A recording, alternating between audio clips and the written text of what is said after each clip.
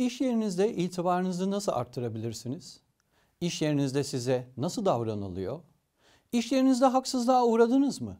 Bunlara nasıl tepki vermelisiniz? Bu erkeğe dair programımızda bu sorulara cevap arıyoruz.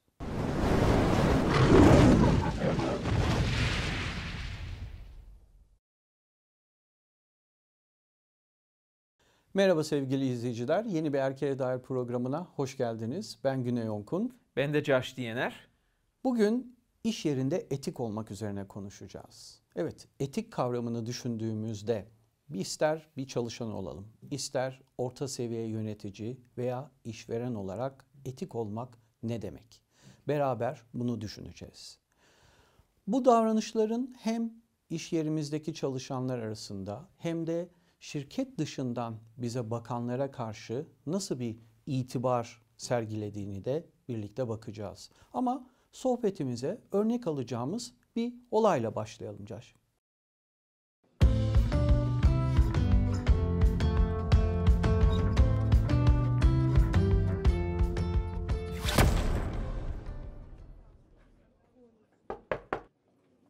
Gel. Hoş geldin Harun. Geldiğine sevindim. İşler nasıl? Hoş bulduk Haşmet Bey. İşler bildiğiniz gibi. Ülkenin bulunduğu ekonomik duruma göre iyi ilerliyoruz ama tadımız biraz kaçtı. Haklısın, haklısın.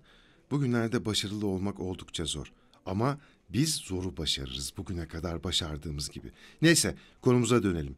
Senin için ne yapabilirim? Haşmet Bey, benim yanımda çalışan o yeni genç kız var ya, Safiye. Dün morali çok bozuktu. İşine de pek odaklanamıyordu. Nesi var diye sorduğumda 2 aydır maaş alamadığını söyledi. Şaşırdım açıkçası. Muhasebede Kaan Bey'e sordum, o da teyit etti. Emir sizden gelmiş efendim, doğru mudur acaba? Öyle Haruncum. Senin de bildiğin gibi işler bu aralar çok zor. Devam edebilmek için bir yerden kısmamız gerekiyor. Kız zaten deneme aşamasında. Memnun musun ondan? Açıkçası bilemiyorum. Çok düzgün bir kişiliğe sahip, güler yüzlü ve nazik. Ama biraz deneyimsiz ve beni bayağı yoruyor. İşi 2-3 defa anlatmam gerekiyor. Birkaç kere işe geç geldi, erken gitti. Hatta hiçbir gerekçe vermeden. Uyardıktan sonra bir daha tekrarlamadı ama odaklanınca standartlarımıza uygun sonuçlar çıkarabiliyor. İşte tam düşündüğüm gibi. Günümüzün gençleri çalışmasını bilmez. Tamam Harun, senin önerin üzerine onu işten çıkaracağım. Ama efendim ben böyle bir şey önermedim ki. Evet kız deneyimsiz. Birazcık da düzensiz ama gencecik. Biz yardımcı olamayız mı? İşini yapmayan birinin benim şirketimde işi yok. Hele en iyi elemanlarımın vaktini boşa harcayanların hiç yok. Kıza söyle, yarın işe gelmesin. Peki maaşı ne olacak? Ne maaşı Harun? İşini yapmıyor ki. 2 ay yanımızda çalıştı Haşmet Bey. Onun o aylar için maaşa hakkı var. Hadi be oradan Harun. Kız çalışmıyor. Ben bir de para mı vereceğim buna? Gidip başkasının kafasının etini yesin, yol ver gitsin. Zaten onun geldiği yerde yüzlerce daha becerikli genç var. Kızdan bana ne? Haşmet Bey gözünüzü seveyim. Böyle hareketler bizim şirkete uyar mı? Ya birisi duyarsa? İtibarımız yıkılır. Böyle davranmayan şirket kaldı mı ki? Sen de iyi biliyorsun, ben de. Önemli olan şirketin devam etmesi ve gelir yapması. Biz hayır kurumu değiliz. Kar amacı güden bir şirketiz. Niye öyle boş boş bakıyorsun Harun? Hadi işine dön. Kızı kov. Ve bana bir daha böyle saçmalıklarla gelme. En iyi çalışanım olduğuna dua et. Yoksa seni de bu saygısızlığından dolayı gönderirim. Hadi yürü. Hayır kurumuymuşuz. Allah Allah.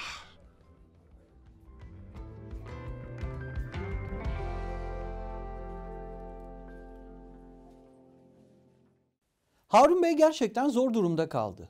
Siz olsanız Harun Bey'e neyi önerirsiniz? YouTube yorumlarından, Instagram veya WhatsApp hattımızdan bunları lütfen bizimle paylaşın. Harun Bey gerçekten zor durumda değil mi Caş? Haklısın. Aslında bu durumda herkes birazcık etik olmayan bir şekilde davranıyor. Bazıları bilerek bunu yapıyor, bazıları da birazcık bilmeyerek yandan kayma gibi bir etik olmayan bir şekilde bir davranış var. İş yerinde etik olarak davranmak dediğimizde örf ve adetler hem de dini gereksinimlere göre itibarlı, ağırbaşlı ve sözünün eri olacak şekilde davranmayı anlıyoruz değil mi? Evet, bu etik davranmak için çok iyi bir tanım. Belki tanımla birazcık daha da basitleştirebiliriz. Yani her durumda doğrusu neyse onu yapmak. Sonuca bakmamaksızın. Etik davranmak budur. Yani Türkiye'mizdeki iş yerin genelinde işte bunda 3 seviyede görüyoruz. Çalışanların arasında, işte orta seviye yöneticilerin arasında ve üst seviye ya da işverenlerin arasında her birinin bir şekilde etik davranmaları gerekiyor. Ve bu etik davranmaya baktığımızda bunun her bir seviyede birazcık nüansları oluyor aslında. Peki bu 3 seviyeye tek tek baksak, biraz daha anlamaya çalışsak iyi olur değil mi? Olur bence. Şimdi izleyicilerimiz için de konuyu biraz daha detaylandırırsak, temelde her iş yerinde işverenin çalışandan beklentileri var. Aslında belli bir standartta çalışma düzenleri var. İstersen bunları sen ifade et. Tabii. Tabii yani bu aslında beklenen formaliteler olarak her bir çalışandan hangi seviyede olursa olsun beklenen şeyler. Yani iş yerine zamanında geleceksin, işte izin alacaksın gelmeyeceksen, işte yani işini doğru düzgün bir şekilde yapacaksın, sadece kendi menfaatini düşünmeyeceksen, patronlarına karşı saygılı bir şekilde davranacaksan hangi seviyede olursa olsun, işte dedikodu falan yapmayacaksın, diğer çalışanlara rencide edilmeyecek, başkalarını düşünerek çalışacaksın.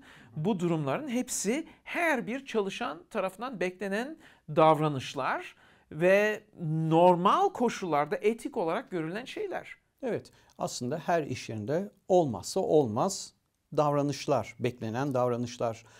Bunun yanında daha neler söyleyebiliriz? Aslında bizim bu olaydaki Safiye Hanım'ın davranışları pek etik değil. Yani zamanında gelmiyor, işte ancak uyarıldıktan sonra kendisini düzeltiyor. Bu beklentilerin aslında kimsenin söylemediği bir şekilde işverenin yapması gerekiyor. Ya belki işverenin ilk oryantasyonunda bunlar net bir şekilde işte sizden beklentilerimiz bunlardır söylenebilir. Bundan sonra etik bir çalışana gelince bu etik çalışanın aslında böyle bir şekilde davranması gerekiyor. Belki gençtir, bilmiyor diyebiliriz ama aslında erkek olsun, kadın olsun ve aslında özellikle biz de erkeklere hitap ederken de bunu düşünmemiz lazım. Doğru. Bizim bir örnek olarak böyle davranmamız gerekiyor net bir şekilde. Doğru söylüyorsun ama ilk işe başlayan insanlar bazen karamsarlık içinde olabiliyorlar. Neyi nasıl yapayım gibi Tabii. bilemeyebilirler. Ama içimizdeki hisler bizi yönlendirdiğinde bir şekilde işverene olduğu kadar verimli olabilmek, olduğu kadar sorumluluklarımızı yerine getirebilmek görevimiz. Evet. Ve bunu hepimiz içimiz hisseder. Kaytarmamak, sorumluluklarımızı yapmak hepimizin içinde var olan bir duygu. Evet. Çalışan olarak hedeflerimizden bir tanesi işverenimizi mutlu etmek olmalıdır. Yani kitapta yazar, hasatta kar serinliği nasılsa güvenilir ulak öyledir. Efendilerinin canına can katar, onlara mutluluk verir. Bizim de birer çalışan olarak hedefimizin de bu olması lazım. Patronlarımızı doğru bir şekilde mutlu etmemiz gerekiyor. Ve ayrıca patronlarımızı mutlu ederken çevremizdeki olan diğer çalışanlara da iyi bir iş ortamı sağlamamız gerekiyor. Davranışlarımızla, sözlerimizle, düşüncelerimizle. Çok doğru söylüyorsun. Aslında her şey temelde karşılıklı insan ilişkilerinde bitiyor. Evet. İlişkiler düzgün olduğu zaman iş yerindeki ilişkilere de bu otomatikman yansıyor. Bir çalışan olarak yöneticilerinize ve patronlarınıza nasıl fayda sağlayabilirsiniz? YouTube yorumlarından, Instagram ve WhatsApp hattımızdan bizimle lütfen düşüncelerinizi paylaşın. Bir de diğer karakterimiz var, Harun Bey, orta seviye yönetici. Aslında orta seviye yöneticiyi ben biraz böyle oyun kurucu olarak da düşünüyorum. Hem oyunu yönetiyor hem oyundaki diğer kişileri yönetiyor. Ondan sonra sayı atmaları lazım. Bir basket maçı veya bir maç gibi düşünecek olursak. Evet. Harun Bey bu durumda hem kızcağıza nasıl davranacak hem de yöneticisine tepkisi nasıl olacak? Evet, orada gerçekten haklısın.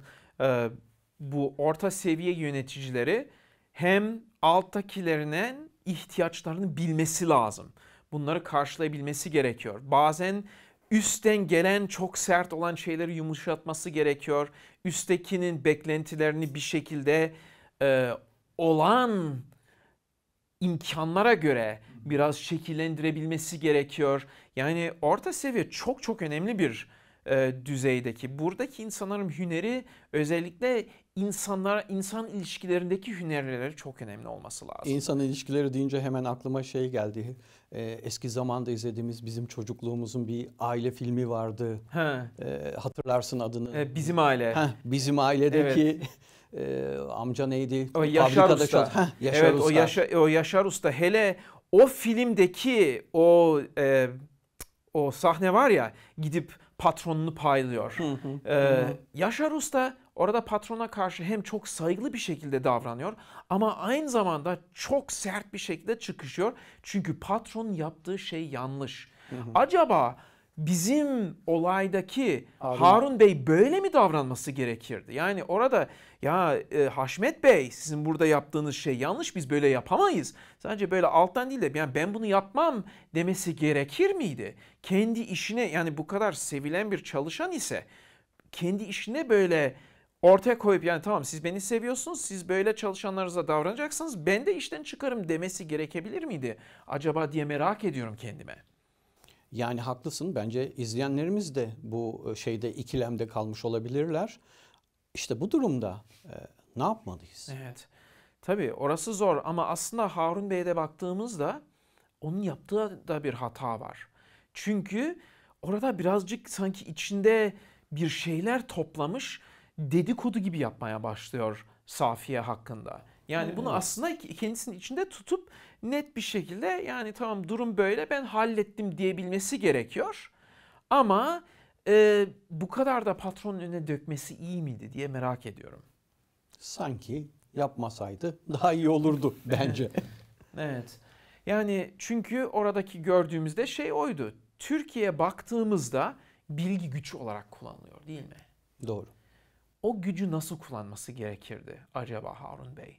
Yani çünkü orada bir bilgisi var. O bilgiyi hem patronun iyiliğine hem de altındaki çalışanları korumak için kullanması gerekiyor.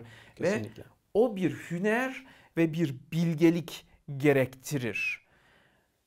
Altındakilerini tehdit olarak görme. Onları senin besleyebileceğin, senin işini iyi daha yapabileceğin olarak görmen lazım. Değil mi? İşte başta dediğim gibi oyun kuruculuk burada devreye giriyor. İyi bir şekilde o hassas ayarı yapması lazımdı Harun Bey'in. Evet, kesinlikle. Orta seviye yönetici olarak kendinizi iki tarafa da nasıl güvenilir olarak gösterebilirsiniz? YouTube yorumlarından, Instagram veya WhatsApp hattımızdan bunları bizimle lütfen paylaşın. Haşmet Bey de aslında stereotipik kötü bir patron. Yani aklında bir tek gelir var. İşte çalışanlar da sadece bir makine gibi sürekli çalışsınlar, robot gibi. Kesinlikle. Yani çalışanların tek varoluş nedeni onun şirketine gelir getirmesi. Ama bu da doğru değil. Çünkü Haşmet Bey'in aslında sadece çalışanların iyiliğini gözlemlemesi gerekmiyor. Ayrıca devletinde koyduğu belirli yasalar var. Yani birisini işe alacaksan onun maaşını vereceksin. Yani şeyler var, sözleşmeler imzalıyoruz değil mi? Yani sözleşmeleri imzalayınca buna göre çalışmazsan işten çıkartabilirsin. Böyle bir hakkı var. Ama maaş vermeme hakkı yok patronda. Bunu vermeye yükümlüdür devlete göre. Çünkü burada en az Haşmet Bey'de gördüğüm yanlış yaklaşımlarından bir tanesi çok kısa vadeli düşünüyor. Maalesef. Şirket patronun uzun vadeli düşünebilmesi gerekiyor. Ve bunu yapınca aslında çalışanlara karşı daha nezaketli bir şekilde davranabilir. Çünkü çalışanların refahında bir nevi gözlemlemesi lazım. Öyle. Zaten insan ilişkileri bunu gerektiriyor. İster çalışan olsun, ister üst yönetici, ister orta yöneticisi. Hepsi bir şekilde oyun kurucu olarak birbirlerini kollamaları gerekiyor. Evet ve bunu yaparken de hiçbir şekilde psikolojik ya da sözel baskı kullanmaması lazım. Çünkü bunu kullandığı anda aslında o ilişkiler bozuluyor ve senin de dediğin gibi artık insan değil bir makina gibi. Ama bir makineye de çalışmayan bir makineye çekiçle vurursan büyük bir olasılıkla çalışmayacak. Onu önce bir tamir etmek lazım. Yumuşak bir şekilde davranması gerekiyor. İnsanlarda daha da ne kadar öyle davranılması lazım. Sert bir şekilde değil, daha çok yumuşak bir şekilde ve onları çalışmaya teşvik edecek bir şekilde davranılması lazım. Çok doğru söylüyorsun, çok haklısın. Etik davranılmayan bir iş yerinde çalışan kişi şirketine nasıl yardımcı olabilir? YouTube yorumlarımızdan, Instagram veya WhatsApp hattımızdan bunları bizimle paylaşın lütfen. Sevgili izleyicilerimiz, yavaş yavaş programımızın sonuna geliyoruz. Bugün iş yerinde etik davranmak üzerine konuştuk. Bugün çalışan, orta yönetim ve işveren olarak nasıl etik davranabileceğimiz hakkında birazcık konuştuk. Özellikle biz erkekler böyle durumlarda örnek olabiliriz. Özverili, öz denetimli ve fedakar bir şekilde çalıştığımızda başkaları da iyi bir şekilde çalışmaya heveslendiririz. Ve böylece iş yerlerimiz daha güzel ortamlar olur, patronlarımızın işleri daha iyi gider, çalışanlarımız daha mutlu olur, orta seviye çalışanlarımızın da bu orta seviyeyi yönetmelerine daha yardımcı oluruz. Hep beraber böyle erkekler, böyle çalışanlar, böyle patronlar, böyle orta yönetim olmaya adayalım kendimizi. Sevgili izleyicilerimiz, bu konudaki deneyimlerinizi, fikirlerinizi lütfen bizimle paylaşın. YouTube'daki yorum alanımıza, arzu ederseniz Instagram veya WhatsApp hattımızdan bizlere yazabilirsiniz. WhatsApp numaramız 531 529 22 74. Bir sonraki Erkeğe Dair programında görüşmek dileğiyle ben Güney Onkun. Ben de Josh Diyener. Esen kalın.